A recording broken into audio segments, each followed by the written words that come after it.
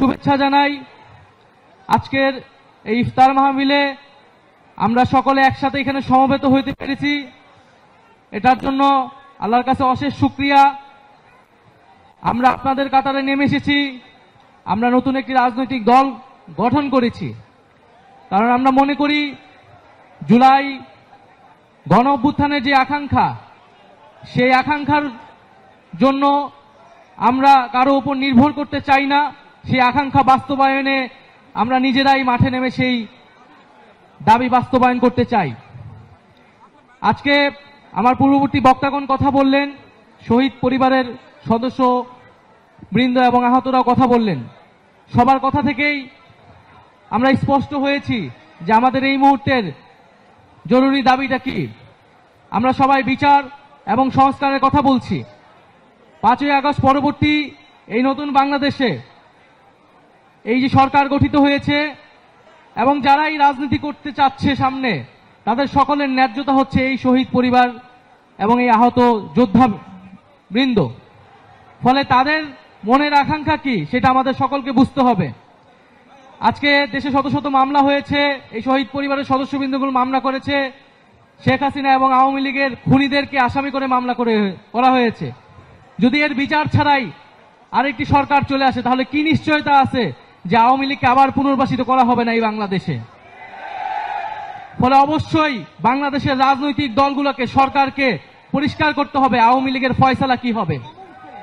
আমরা মনে করি 5ই আগস্ট বাংলাদেশের জনগণ আওয়ামী লীগের বিরুদ্ধে রায় দিয়ে দিয়েছে। বাংলাদেশে আর আওয়ামী লীগের রাজনীতি, এই ফ্যাসিস্ট রাজনীতির আর কোনো জায়গা হবে না, হবে না, হবে না।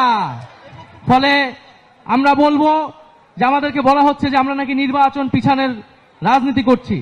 খুব পরিষ্কারভাবেই বলতে চাই, পাল্টা কথা আপনাদেরকে বলতে চাই যে আপনারা বিচার ও সংস্কার পিছানোর রাজনীতি করবেন না। বিচার ও সংস্কারের প্রতি ঐক্যমত পোষণ করুন। নির্বাচন আমরা আপনাদেরকে করে দিতে সহায়তা করব। ফলে সরকারকে বলবো দ্রুত বিচার ও সংস্কারের রোডম্যাপ ঘোষণা করতে হবে। কত দিনের মধ্যে কোন প্রক্রিয়ায় আমরা দৃশ্যমান বিচার কার্যক্রম দেখতে পারবো এবং দৃশ্যমান সংস্কার আমরা বাস্তবায়ন করতে পারবো, সেটার সুস্পষ্ট রোডম্যাপ অবিলম্বে ঘোষণা করতে হবে। এবং আমি বলবো যে এই বাংলাদেশে আমাদের প্রধান উপদেষ্টা ডক্টর মোহাম্মদ ইউনূস, তাকে আমরা আমন্ত্রণ জানিয়ে, আহ্বান জানিয়ে সরকারের প্রধান উপদেষ্টা করেছিলাম। অন্যান্য উপদেষ্টাবৃন্দ রয়েছেন, সেনা প্রধান রয়েছেন, তারা প্রত্যেকেই কিন্তু কমিটমেন্ট দিয়েছিলেন যে মানুষের জানমালের নিরাপত্তা এবং বিচারের দায়িত্ব তারা নিচ্ছেন। ফলে এই কমিটমেন্ট থেকে কিন্তু তারা দূরে সরে যেতে পারবেন না, জনগণের সামনে কিন্তু তাদেরকে দাঁড়াতে হবে। ফলে আমরা কিন্তু কড়ায় গন্ডায় জবাবদিহিতা নিব যে আমাদের বিচার কতটুকু আদায় হলো, আমাদের সংস্কার কতটুকু আদায় হলো।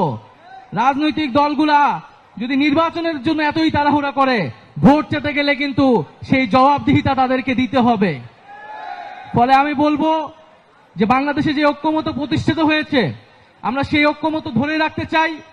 আমরা কেউই নির্বাচনের বিরুদ্ধে না, বরং নির্বাচনে অংশগ্রহণ করব বলে আমরা নিজেরাও একটা রাজনৈতিক দল গঠন করেছি।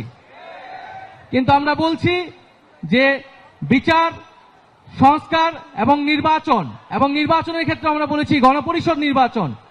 কারণ এই জুলাই গণ অভ্যুত্থানের মধ্যে দিয়ে এই সংবিধান, এই ফ্যাসিস্ট সংবিধান অকার্যকর হয়েছে, ব্যর্থ প্রমাণিত হয়েছে। ফলে জুলাই গণ অভ্যুত্থানকে একটি সাংবিধানিক স্বীকৃতি দিয়ে একটি নতুন একটি সংবিধান এই জাতিকে আমরা উপহার দিয়ে যাব ইনশাআল্লাহ। ফলে আজকে আমি আর কথা বাড়াচ্ছি না, আমি রাজপথে এসেছি আপনাদের কাতারে, আপনাদের কথা শোনার জন্য, আপনাদের দাবিগুলো আদায় করার জন্য। আমাদের দেখা হবে, কথা হবে, আর আমরা সবাই যার যার জায়গা থেকে আইন শৃঙ্খলা বাহিনীকে সহায়তা করব। আমরা কেউ নিজেরা আইন হাতে তুলে নিব না। কোনো ধরনের মব তৈরির যে রাজনীতি, যে অপচেষ্টা চালানো হচ্ছে, বাংলাদেশকে, আমাদের ধর্ম ইসলামকে নেতিবাচকভাবে উপস্থাপনের চেষ্টা, ষড়যন্ত্র অনেক গ্রুপ করছে, আমরা সেগুলো প্রতিহত করব এবং আমরা সম্মিলিতভাবে আমাদের যে দাবি বিচার, সংস্কার এবং গণপরিষদ নির্বাচনের মাধ্যমে সংবিধান, সেটি আদায়ে খুব দ্রুতই আবার রাজপথে নামবো। আসসালামু আলাইকুম।